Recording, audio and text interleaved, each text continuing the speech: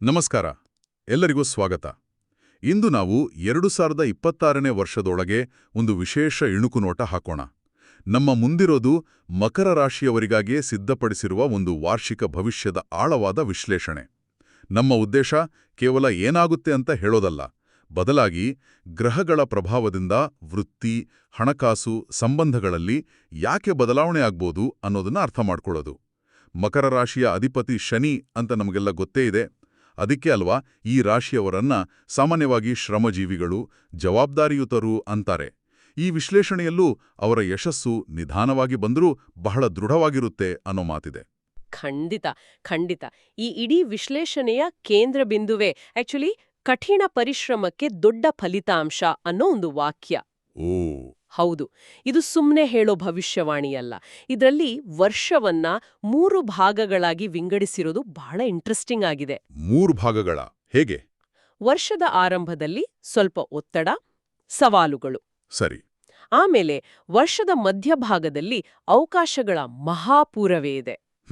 ಮತ್ತು ವರ್ಷದ ಕೊನೆಯಲ್ಲಿ ಸ್ಥಿರತೆ, ಒಂದು ರೀತಿಯ ತೃಪ್ತಿ. ಈ ರಚನೆಗೆ ಕಾರಣ ಶನಿ, ಗುರು, ರಾಹುಕೇತುಗಳ ಸಂಚಾರ. ಓಕೆ. ಅಂದ್ರೆ ಶನಿ ಹೆಚ್ಚು ಜವಾಬ್ದಾರಿ ಕೊಡ್ತಾನೆ, ಆದ್ರೆ ಗುರು ಏಪ್ರಿಲ್ ನಂತರ ಆ ಪರಿಶ್ರಮಕ್ಕೆ ತಕ್ಕ ಪ್ರತಿಫಲವನ್ನ ದೊಡ್ಡ ಮಟ್ಟದಲ್ಲಿಯೇ ಕೊಡ್ತಾನೆ. ಸೊ ಇದೊಂದು ಬ್ಯಾಲೆನ್ಸ್ಡ್ ವರ್ಷ. ನೀವು ಕಠಿಣ ಪರಿಶ್ರಮಕ್ಕೆ ದೊಡ್ಡ ಫಲಿತಾಂಶ ಅಂತ ಹೇಳಿದ್ರಿ. ಇದು ಅವರ ವೃತ್ತಿ ಜೀವನದಲ್ಲಿ ಹೇಗೆ ಕಾಣಿಸುತ್ತೆ? ಅಂದ್ರೆ ಬರೀ ಹೆಚ್ಚು ಕೆಲಸ ಇರುತ್ತಾ ಅಥವಾ ನಿಜವಾಗಿಯೂ ಪ್ರಗತಿ ಕಾಣಬಹುದಾ? ಒಳ್ಳೆ ಪ್ರಶ್ನೆ. ಇಲ್ಲಿ ಕೇವಲ ಕೆಲಸದ ಹೊರೆ ಹೆಚ್ಚಾಗೋದ್ರ ಬಗ್ಗೆ ಹೇಳ್ತಿಲ್ಲ. ಬದಲಾಗಿ ಹೆಚ್ಚು ಅರ್ಥಪೂರ್ಣವಾದ ಜವಾಬ್ದಾರಿಗಳು ಹೆಗಲೇ ಇರಲಿವೆ. ಉದಾಹರಣೆಗೆ, ಹೊಸ ಹುದ್ದೆ, ಬಡ್ತಿ ಅಥವಾ ಬಹಳ ದಿನದಿಂದ ಕಾಯ್ತಿದ್ದ ಪ್ರಾಜೆಕ್ಟ್ಗೆ ನೀವೇ ಲೀಡರ್ ಆಗಬಹುದು. ವಿಶೇಷವಾಗಿ ಸರ್ಕಾರಿ ಉದ್ಯೋಗದಲ್ಲಿರೋರಿಗೆ ಅಥವಾ ವಿದೇಶದಲ್ಲಿ ಕೆಲಸಕ್ಕೆ ಪ್ರಯತ್ನಿಸ್ತಿರೋರಿಗೆ ಇದು ತುಂಬಾನೇ ಒಳ್ಳೆ ಸಮಯ. ಓಹೋ, ಹಾಗಾದ್ರೆ ಇದು ಕಷ್ಟದ ಜೊತೆಗೆ ಇಷ್ಟವೂ ಹೌದು. ಆದರೆ ಇದೇ ವರದಿಯಲ್ಲಿ ಮೇಲಧಿಕಾರಿಗಳ ಜೊತೆ ಮಾತನಾಡುವಾಗ ಜಾಗರೂಕರಾಗಿರಬೇಕು ಅಂತ ಒಂದು ಎಚ್ಚರಿಕೆಯೂ ಇದೆ. ಯಾಕೆ ಹಾಗೆ? ಹೌದು, ಇದನ್ನ ಗಮನಿಸಬೇಕು. ನೋಡಿ, ಶನಿಯ ಪ್ರಭಾವದಿಂದ ಮಕರ ರಾಶಿಯವರು ತಮ್ಮ ಕೆಲಸದಲ್ಲಿ ತುಂಬಾನೇ ನೇರವಾಗಿ, ಗಂಭೀರವಾಗಿ ಇರ್ತಾರೆ. ತಾವು ಹೇಳಿದ್ದೇ ಸರಿ ಅನ್ನೋ ಒಂದು ದೃಢ ನಿಲುವು ಅವರದು. ಹೌದು. ಇದು ಕೆಲವೊಮ್ಮೆ ಮೇಲಧಿಕಾರಿಗಳಿಗೆ ಅಂದ್ರೆ ಹಠಮಾರಿತನದಂತೆ ಕಾಣಿಸಬಹುದು. ಓಕೆ. ಹಾಗಾಗಿ ಇಲ್ಲಿ ಜಾಗರೂಕತೆ ಅಂದ್ರೆ ತಮ್ಮ ಅಭಿಪ್ರಾಯವನ್ನು ಹೆಚ್ಚು ವಿನಯದಿಂದ, ಡಿಪ್ಲೊಮ್ಯಾಟಿಕ್ ಆಗಿ ಹೇಳೋದು ಅಷ್ಟೇ. ಅರ್ಥವಾತು. ಹಾಗಾದರೆ ಉದ್ಯೋಗದಲ್ಲಿರುವವರ ಕಥೆ ಇದು. ಸ್ವಂತ ವ್ಯಾಪಾರ ಮಾಡುವವರ ಬಗ್ಗೆ ಏನು ಹೇಳಲಾಗಿದೆ? ಅವರ ಪರಿಸ್ಥಿತಿಯೂ ಇದೇ ರೀತಿನಾ? ವ್ಯಾಪಾರಿಗಳಿಗೆ ವರ್ಷದ ಆರಂಭದ 3-4 ತಿಂಗಳು ಸ್ವಲ್ಪ ಸ್ಲೋ ಇರಬಹುದು. ಆದ್ರೆ ಏಪ್ರಿಲ್ ನಂತರ ಗುರುಗ್ರಹದ ಅನುಕೂಲದಿಂದ ವ್ಯವಹಾರದಲ್ಲಿ ದೊಡ್ಡ ಚೇತರಿಕೆ ಕಾಣುತ್ತೆ. ಸರಿ. ಹೊಸ ಪಾರ್ಟ್ನರ್ಶಿಪ್ ಅಥವಾ ಬಿಸ್ನೆಸ್ ವಿಸ್ತರಣೆಗೆ ಜೂನ್-ಆಗಸ್ಟ್ ತಿಂಗಳುಗಳು ಬೆಸ್ಟ್ ಅಂತ ಹೇಳಲಾಗಿದೆ. ಆದ್ರೆ ಒಂದೇ ಒಂದು ಎಚ್ಚರಿಕೆ. ಅದೇನು? ಗೊತ್ತಿಲ್ಲದ ನೀರಿನಲ್ಲಿ ಆಳ ನೋಡದೆ ಧುಮಕ್ಬೇಡಿ ಎಂಟಾರಲ್ಲ, ಹಾಗೆ ಹೆಚ್ಚು ರಿಸ್ಕ್ ಇರೋ ಹೂಡಿಕೆಗಳಿಂದ ದೂರ ಇದ್ರೆ ಒಳ್ಳೇದು. ಅರ್ಥವಾಯ್ತು. ವೃತ್ತಿಯಲ್ಲಿ ಇಷ್ಟೆಲ್ಲ ಜವಾಬ್ದಾರಿಗಳು ಮತ್ತು ಹೊಸ ಅವಕಾಶಗಳು ಬಂದಾಗ ಅದರ ನೇರ ಪರಿಣಾಮ ನಮ್ಮ ಜೇಬಿನ ಮೇಲೂ ಆಗಬೇಕಲ್ಲ. ಹಾಗಾದರೆ 2026ರಲ್ಲಿ ಮಕರ ರಾಶಿಯವರ ಆರ್ಥಿಕ ಸ್ಥಿತಿ ಹೇಗಿರಲಿದೆ? ನಿಜ. ಆದ್ರೆ ಇಲ್ಲಿ ಕ್ರಮೇಣ ಅನ್ನೋ ಪದ ಬಹಳ ಮುಖ್ಯ. ಅಂದ್ರೆ ಲಾಟ್ರಿ ಹೊಡೆದ ಹಾಗೆ ಒಂದೇ ಸಾರಿಗೆ ಹಣ ಬರೋದಿಲ್ಲ. ಅವರ ಪರಿಶ್ರಮಕ್ಕೆ ತಕ್ಕಂತೆ ತಿಂಗಳಿಂದ ತಿಂಗಳಿಗೆ ಆದಾಯದಲ್ಲಿ ಸಣ್ಣ ಪುಟ್ಟ ಹೆಚ್ಚಳ ಕಾಣ್ಬೋದು. ಇದು ಮಕರ ರಾಶಿಯವರ ಸ್ವಭಾವಕ್ಕೂ ಸರಿಹೊಂದುತ್ತೆ ಅಲ್ವಾ? ಹೌದು. ನಿಧಾನ ಆದರೆ ಸ್ಥಿರ ಪ್ರಗತಿ. ಅಷ್ಟೇ ಅಲ್ಲ, ಆಸ್ತಿ, ಮನೆ ಅಥವಾ ಜಮೀನು ಖರೀದಿಸುವ ಯೋಗವೂ ಇದೆ ಅಂತ ಉಲ್ಲೇಖಿಸಲಾಗಿದೆ. ಇದು ದೊಡ್ಡ ನಿರ್ಧಾರ. ಖಂಡಿತವಾಗಿಯೂ ಇದು ತುಂಬಾನೇ ಪಾಸಿಟಿವ್ ಆದ ವಿಷಯ. ಆದರೆ ಇದೇ ಸಮಯದಲ್ಲಿ ಕೈಲಿ ಕಾಸು ನಿಲ್ಲಲ್ಲ ಅನ್ನೋ ಹಾಗೆ ಆಗ್ಬಾರ್ದು. ಅನಗತ್ಯ ಖರ್ಚುಗಳಿಗೆ ಬ್ರೇಕ್ ಹಾಕ್ಲೇಬೇಕು. ಸರಿ. ಈ ವರ್ಷವನ್ನು ಉಳಿತಾಯ ಮತ್ತು ದೀರ್ಘಾವಧಿಯ ಹೂಡಿಕೆಗಳಿಗೆ ಒಳ್ಳೆ ಸಮಯ ಅಂತ ಒತ್ತಿ ಹೇಳಲಾಗಿದೆ. ಗಳಿಸೋದರ ಜೊತೆಗೆ ಉಳಿಸೋದಕ್ಕೂ ಸಮಾನ ಪ್ರಾಮುಖ್ಯತೆ ಕೊಡಬೇಕು. ಸರಿ. ವೃತ್ತಿ ಜೀವನದಲ್ಲಿ ಒತ್ತಡ, ಹಣಕಾಸು ನಿರ್ವಹಣೆಯಲ್ಲಿ ಶಿಸ್ತು, ಇಷ್ಟೆಲ್ಲ ಆದ್ಮೇಲೆ ವೈಯಕ್ತಿಕ ಜೀವನದ ಕಥೆಯೇನು? ಈ ಎಲ್ಲ ಒತ್ತಡಗಳು ಸಂಬಂಧಗಳ ಮೇಲೆ ಹೇಗೆ ಪರಿಣಾಮ ಬೀರ್ಬೋದು? ಇದು ಬಹಳ ಮುಖ್ಯವಾದ ಪ್ರಶ್ನೆ. ನೀವು ಆರಂಭದಲ್ಲಿ ಹೇಳಿದ ಒತ್ತಡದ ಭಾಗ ಇಲ್ಲೂ ಕಾಣಿಸ್ಕೊಳ್ಳುತ್ತೆ. ಪ್ರೇಮಿಗಳ ಸಂಬಂಧದಲ್ಲಿ ಗಂಭೀರತೆ ಹೆಚ್ಚಾಗುತ್ತೆ.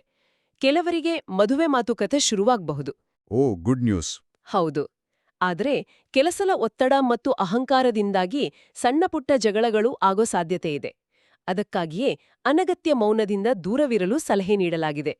ಯಾಕಂದ್ರೆ ಮೌನ ಕೆಲವೊಮ್ಮೆ ತಪ್ಪು ತಿಳುವಳಿಕೆಗೆ ದೊಡ್ಡ ಕಾರಣವಾಗಬಹುದು. ಹಾಗಾದ್ರೆ ವಿವಾಹಿತರ ಜೀವನ ಹೇಗಿರಲಿದೆ?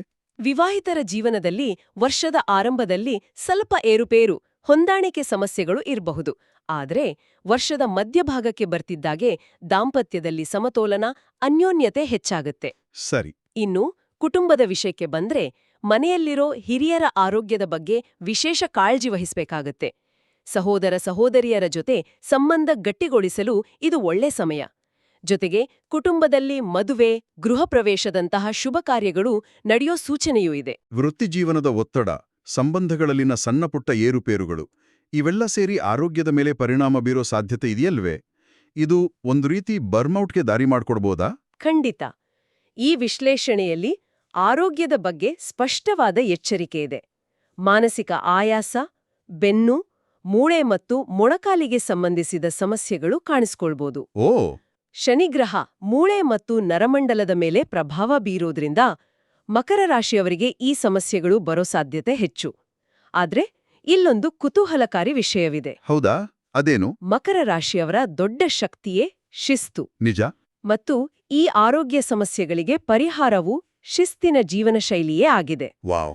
ನಿಯಮಿತ ವ್ಯಾಯಾಮ, ಯೋಗ, ಧ್ಯಾನ, ಸಾಕಷ್ಟು ನಿದ್ರೆ ಮಾಡೋದ್ರಿಂದ ಈ ಎಲ್ಲಾ ಸವಾಲುಗಳನ್ನ ಸುಲಭವಾಗಿ ಎದುರಿಸಬಹುದು. ಅಂದ್ರೆ ಸಮಸ್ಯೆಯ ಜೊತೆಯಲ್ಲೇ ಪರಿಹಾರವು ಅವರ ಸ್ವಭಾವದಲ್ಲೇ ಇದೆ. ಇದು ನಿಜಕ್ಕೂ ಆಸಕ್ತಿದಾಯಕವಾಗಿದೆ.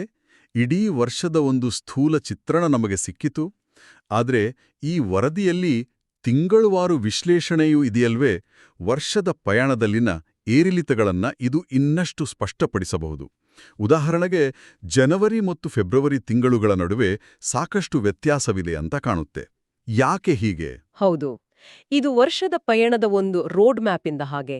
ಜನವರಿಯಲ್ಲಿ ಗ್ರಹಗಳ ಸ್ಥಾನ ಸ್ವಲ್ಪ ಸವಾಲಿನಿಂದ ಕೂಡಿರುತ್ತೆ. ಹಾಗಾಗಿ ಕೆಲಸದ ಒತ್ತಡ, ಹಣಕಾಸಿನ ಚಿಂತೆ ಹೆಚ್ಚಿರ್ಬೋದು. ಸರಿ. ಆದ್ರೆ ಫೆಬ್ರವರಿ ಮಧ್ಯದ ಹೊತ್ತಿಗೆ ಕೆಲವು ಪ್ರಮುಖ ಗ್ರಹಗಳು ಸ್ಥಾನ ಬದಲಾಯಿಸೋದ್ರಿಂದ ಇದ್ದಕ್ಕಿದ್ದಂತೆ ಹೊಸ ದಾರಿಗಳು ತೆರೆದುಕೊಳ್ಳುತ್ತವೆ. ಓ, ಹಾಗಾ? ಇದು ಒಂದು ರೀತಿಯಲ್ಲಿ ಕಠಿಣ ಚಳಿಗಾಲದ ನಂತರ ಬರೋ ಆಹ್ಲಾದಕರ ವಸಂತದಂತೆ. ಹಾಗೆಯೇ ವರ್ಷದ ಮಧ್ಯದಲ್ಲಿ ಹೇಗಿರುತ್ತೆ? ಉದಾಹರಣೆಗೆ ಆಗಸ್ಟ್ ಮತ್ತು ಅಕ್ಟೋಬರ್ ತಿಂಗಳುಗಳ ಬಗ್ಗೆ ಏನು ಹೇಳಲಾಗಿದೆ? ಆಗಸ್ಟ್ ತಿಂಗಳಲ್ಲಿ ಮಾತಿನ ಮೇಲೆ ಸಂಯಮ ಮತ್ತು ಅನಿರೀಕ್ಷಿತ ಖರ್ಚುಗಳ ಬಗ್ಗೆ ಎಚ್ಚರಿಕೆಯಿದೆ. ಇದು ರಾಹುಕೇತುಗಳ ಪ್ರಭಾವದಿಂದಾಗಿರಬಹುದು.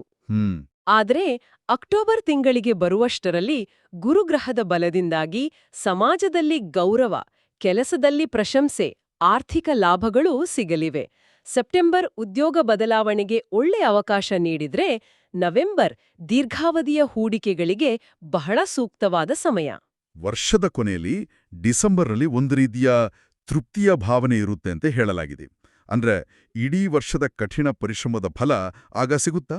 ಖಂಡಿತ. ಡಿಸೆಂಬರ್ನಲ್ಲಿ ಒಂದು ರೀತಿಯ ಸಮಾಧಾನ, ತೃಪ್ತಿ ಮತ್ತು ಮುಂದಿನ ವರ್ಷಕ್ಕೆ ಹೊಸ ಯೋಜನೆಗಳನ್ನ ರೂಪಿಸೋ ಉತ್ಸಾಹ ಇರುತ್ತೆ.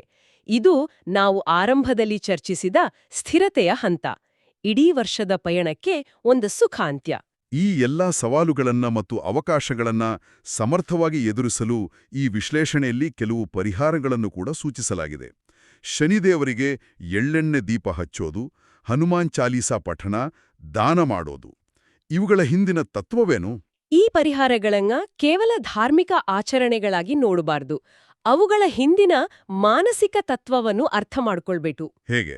ನೋಡಿ, ಶನಿದೇವರಿಗೆ ದೀಪ ಹಚ್ಚೋದು ಶಿಸ್ತು ಮತ್ತು ಸಹನೆಯನ್ನ ಸಂಕೇತಿಸುತ್ತೆ. ಹನುಮಾನ್ ಚಾಲೀಸಾ ಪಠನ ಸವಾಲುಗಳನ್ನು ಎದುರಿಸಲು ಬೇಕಾದ ಧೈರ್ಯ, ಮನೋಬಲ ಕೊಡುತ್ತೆ. ಅಗತ್ಯವಿರೋವರಿಗೆ ದಾನ ಮಾಡೋದು ನಮ್ಮೊಳಗಿನ ಅಹಂಕಾರವನ್ನ ಕಡಿಮೆ ಮಾಡಿ ವಿನಯವನ್ನ ಬೆಳೆಸುತ್ತೆ. ಒಟ್ಟಿನಲ್ಲಿ ಇವೆಲ್ಲವೂ ಶಿಸ್ತುಬದ್ಧ ಮತ್ತು ಸಕಾರಾತ್ಮಕ ಜೀವನ ಶೈಲಿಯನ್ನ ಅಳವಡಿಸಿಕೊಳ್ಳಲು ಸಹಾಯ ಮಾಡೋ ಸಾಧನಗಳು. ಹಾಗಾದ್ರೆ ಒಟ್ಟಾರೆಯಾಗಿ ಈ ವಿಶ್ಲೇಷಣೆಯಿಂದ ನಾವು ಕಲಿಯೋದೇನೆಂದ್ರೆ 2026 ಮಕರ ರಾಶಿಯವರಿಗೆ ಪರಿಶ್ರಮ, ಜವಾಬ್ದಾರಿ ಮತ್ತು ಅಂತಿಮವಾಗಿ ಯಶಸ್ಸಿನ ವರ್ಷ. ಆರಂಭದಲ್ಲಿ ಕೆಲವು ಸವಾಲುಗಳಿದ್ರೂ ವರ್ಷ ಮುಂದುವರೆದಂತೆ ಎಲ್ಲವೂ ಸುಗಮವಾಗುತ್ತಾ ಹೋಗುತ್ತೆ. ಸಂಪೂರ್ಣವಾಗಿ ಸರಿ. ಒಟ್ಟಿನಲ್ಲಿ ಹೇಳೋದಾದ್ರೆ 2026 ಮಕರ ರಾಶಿಯವರಿಗೆ ಒಂದು ಪರೀಕ್ಷೆಯ ವರ್ಷದಂತೆ. ಪರೀಕ್ಷೆಯ ವರ್ಷವೇ. ಹೌದು, ನೀವು ಚೆನ್ನಾಗಿ ಓದಿ ಪರೀಕ್ಷೆ ಬರೆದ್ರೆ ರಿಸಲ್ಟ್ ಅತ್ಯುತ್ತಮವಾಗಿರುತ್ತೆ. ಆದ್ರೆ ಓದದೆ ಪರೀಕ್ಷೆಗೆ ಹೋದ್ರೆ ಕಷ್ಟವಾಗಬಹುದು. ಇಲ್ಲಿ ಓದುವುದು ಅಂದ್ರೆ ಕಠಿಣ ಪರಿಶ್ರಮ ಮತ್ತು ಶಿಸ್ತು ಅಷ್ಟೇ. ಸಹನೆ ಮತ್ತು ಶಿಸ್ತಿನಿಂದ ಮುನ್ನಡೆದ್ರೆ ದೊಡ್ಡ ಯಶಸ್ಸು ಖಂಡಿತ ಸಾಧ್ಯ. ಈ ಆಳವಾದ ಚರ್ಚೆಗೆ ಧನ್ಯವಾದಗಳು. ಕೇಳುಗರಿಗೆ ಇದು ಖಂಡಿತವಾಗಿಯೂ ಉಪಯುಕ್ತವಾಗಿರುತ್ತೆ ಅಂತ ಭಾವಿಸ್ತೀನಿ. ಈ ಚರ್ಚೆಯ ಕೊನೆಯಲ್ಲಿ ಕೇಳುಗರಿಗೆ ಒಂದು ಆಲೋಚನೆ. ಈ ಜ್ಯೋತಿಷ್ಯದ ಮೂಲ ಶಿಸ್ತು ಮತ್ತು ಸಹನೆಯಿಂದ ಯಶಸ್ಸು ಅನ್ನೋ ತತ್ವವನ್ನ ಮಕರ ರಾಶಿಗೆ ನಿರ್ದಿಷ್ಟವಾಗಿ ಹೇಳುತ್ತೆ. ಆದ್ರೆ ಈ ತತ್ವ ಕೇವಲ ಒಂದು ರಾಶಿಗೆ ಮಾತ್ರ ಸೀಮಿತವೇ, ಅಥವಾ ಇದು ಯಾವುದೇ ವ್ಯಕ್ತಿ ಯಾವುದೇ ಸಮಯದಲ್ಲಿ ಯಶಸ್ಸು ಗಳಿಸಲು ಅಳವಡಿಸಿಕೊಳ್ಳಬಹುದಾದ ಒಂದು ಸಾರ್ವತ್ರಿಕ ಜೀವನ ಪಾಠವೇ? ಬಹುಶಃ ಗ್ರಹಗಳ ಪ್ರಭಾವಕ್ಕಿಂತ ನಮ್ಮ ಪ್ರಯತ್ನ ಮತ್ತು ಶಿಸ್ತಿನ ಪಾತ್ರವೇ ದೊಡ್ಡದಿರಬಹುದು. ಇದರ ಬಗ್ಗೆ ಯೋಚಿಸಬಹುದು.